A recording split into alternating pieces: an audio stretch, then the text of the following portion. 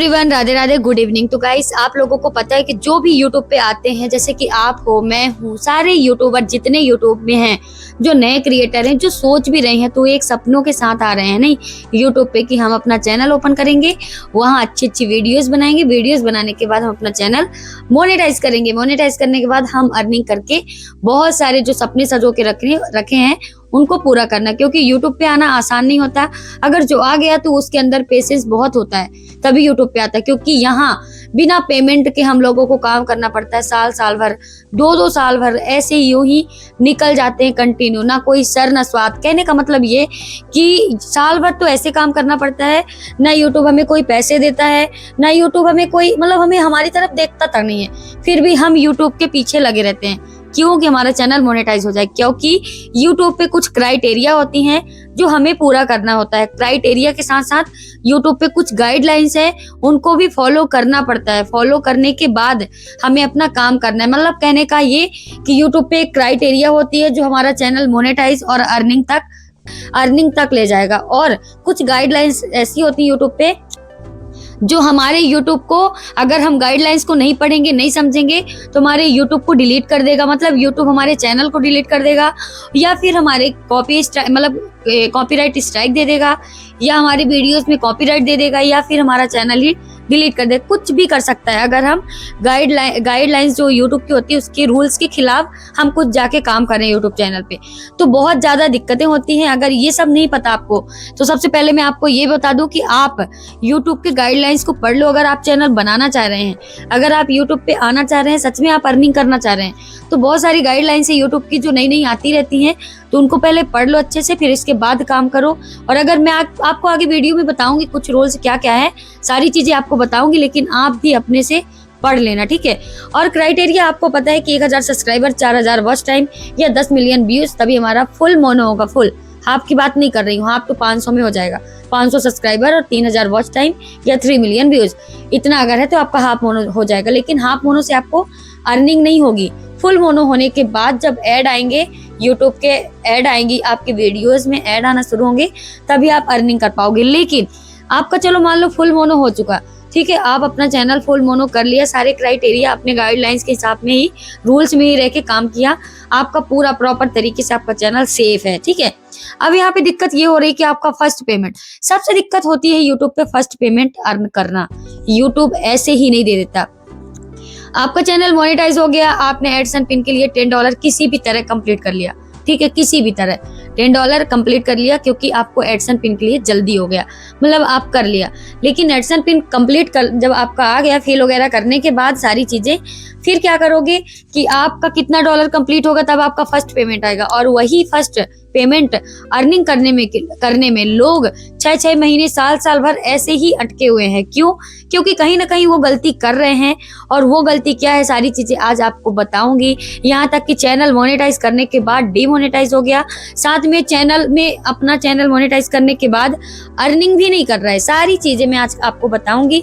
कुछ हमारी फ्रेंड्स भी हैं जिनका चैनल मोनेटाइज हो गया है, 5-6 महीने हो चुके, लेकिन यकीन मानो उनका अभी तक आज तक 1 रुपया ना मिला। 1 रुपया की तो बात करना ही नहीं है, यूट्यूब 1 रुपया देता ही नहीं है आपको। जब तक $100 कंप्लीट नहीं होंगे, तब तक आपका यूट्यूब 1 रुपया क्या फूटी कौड़ी ना देगा। ये यूट्यूब का रूल्स है। जैसे आपका क्राइटेरिया उधर का है अपना चैनल मोनेटाइज करने के लिए, ऐसे ही क्राइटेरिया आपका फर्स्ट पेमेंट नहीं, हर जितनी पेमेंट आएगी, हर पेमेंट की बात कर रही हूँ, जब तक आपका $100 कंप्लीट नहीं होगा, तब तक आपका कोई भी पेमेंट नहीं आने वाला। ये आप मान लो, आपको पता ही होना चाहिए, इतना तो हर कोई क्रिएटर को पता है कि जब तक हमारा यूट्यूब पे $100 कंप्लीट नहीं होगा, तब तक नहीं आएगी पेमेंट। लेकिन इनमें से बहुत लोग ऐसे हैं जो न्यू क्रिएटर होते हैं, उनमें से मैं भी थी पहले। मुझे भी ऐसा लगता था कि स्टार्टिंग में जो फर्स्ट पेमेंट आता है उसको $100 करना पड़ता है, लेकिन इसके बाद जो पेमेंट आता है तो जितना भी डॉलर कंप्लीट होता जाए वो पैसे आते जाएंगे। लेकिन ऐसा नहीं है, आपका हर महीने, अगर आपको हर महीने पेमेंट चाहिए, तो आपके आज 1 तारीख से अगले 7 तारीख तक का डॉलर जुड़ता है।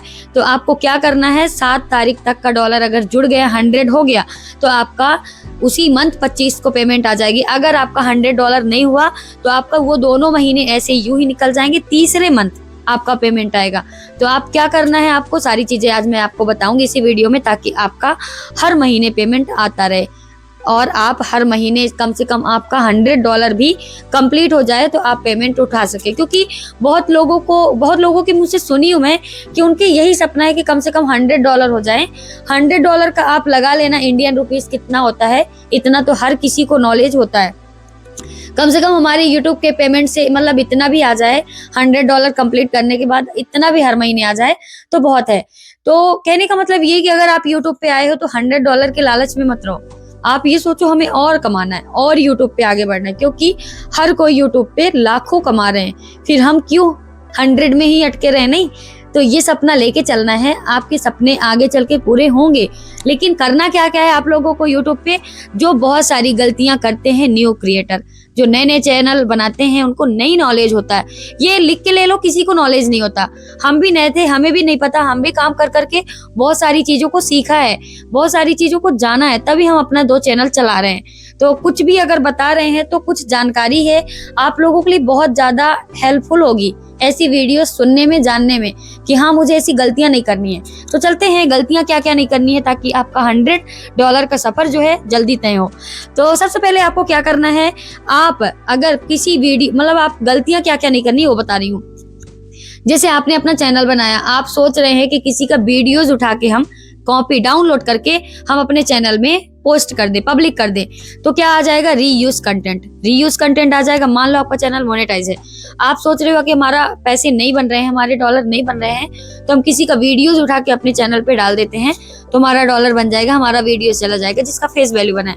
हाँ ऑफकोर्स उसका फेस वैल्यू बना है, आपका व्यू मतलब जिसका फेस वैल्यू बना है आप अपने चैनल पे डालोगे तो वीडियोज से पैसे आए, मतलब व्यूज जाएंगे। लेकिन हो क्या जाएगा, रीयूज कंटेंट। और अगर रीयूज कंटेंट आ गया तो आपका चैनल हो जाएगा डीमोनेटाइज, या फिर आप आजकल तो AI का सिस्टम है तो डिलीट भी ऐसे ही कर रहा है बिना बताए। थोड़ी सी भी इतनी सी भी गलती अगर यूट्यूब को मिल गई तो आपका चैनल कर देगा डिलीट। रीयूज अगर है, या फिर आपका चैनल डीमोनेटाइज कर देगा, और वो भी 90 दिन के लिए, 60 दिन के लिए डीमोनेटाइज कर देगा। इसके बाद आप अपील करोगे और वो वीडियोस को हटाओगे, बहुत ज्यादा लफड़ा हो जाता है अपने चैनल पे। फिर आपका चैनल 90 दिन 60 दिन लगते, जितना भी वो क्राइटेरिया मतलब जितना टाइम देगा उस हिसाब से आपका चैनल मोनेटाइज करेगा। फिर से वापस से कभी कभी डीमोनेटाइज करने के बाद क्राइटेरिया भी कंप्लीट करनी पड़ती है, फिर से वो 1000 करना पड़े, भले आपके लाखों सब्सक्राइबर हैं। आपको शायद ये नहीं पता होगा कि जब रीयूज कंटेंट आ जाता है, रीयूज एक बार 2 बार, एक बार वो माफ कर देता है, दूसरी बार भी माफ कर देगा, लेकिन तीसरी बार जब आपका चैनल डीमोनेटाइज हो जाएगा ना, पूरी तरह से डीमोनेटाइज हो जाएगा, मतलब आपका अर्निंग पूरी तरह से बंद हो जाएगा। अब अगर आपका एक बार रीयूज कंटेंट आया तो मान लो आपको 1 हफ्ते 2 हफ्ते के लिए चैनल में आप कुछ काम नहीं कर पाएंगे, ठीक है। अगर आपका 2 बार मतलब आपका ऐसे है 2 बार कि आपका 2 बार रीयूज कंटेंट आ गया, कॉपीराइट स्ट्राइक आ गया, तो आपका 1 महीने 15 दिन के लिए चैनल में कुछ काम नहीं कर पाएंगे। अगर तीसरी बार आपका रीयूज या कॉपीराइट स्ट्राइक आ गया, स्ट्राइक की बात कर रही हूँ, तो अगर स्ट्राइक आ गया तो आप मान लो कि आपका चैनल पूरी तरह से डीमोनेटाइज हो जाएगा, आप अर्निंग नहीं कर पाएंगे।